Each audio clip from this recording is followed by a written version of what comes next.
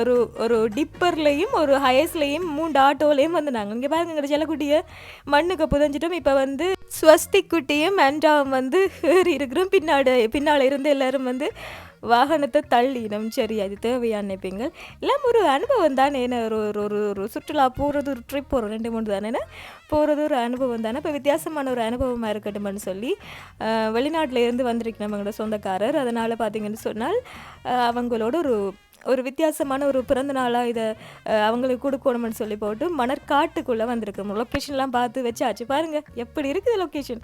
இப்படியான ஒரு லொக்கேஷனுக்கு தானே வந்து வித்தியாசமாக போகணுமென்று ஆசைப்படுவோம். இப்போ அவங்களும் முதல் தடவையாக இலங்கைக்கு வந்திருக்கிறாங்க. இப்போ வித்தியாசமாக இருக்கணும்னு சொல்லி போட்டு இப்போ வந்து மணற்காட்டுக்கு வந்திருக்கிறோம் கேக் கட் பண்ணுறதுக்கு. சரிதானே? சரி, பார்த்தீங்கன்னு சொன்னால் ஒரு 30 பேர் இருப்பினும். இப்போ பார்த்தீங்கன்னு சொன்னால் ஸ்வஸ்திக் குட்டியை காட்ட போகிறேன். சரியோ? இப்போ கேட்பீங்க என்ன அடிக்கடி புது வரவுகளாக இருக்குது குட்டீஸ்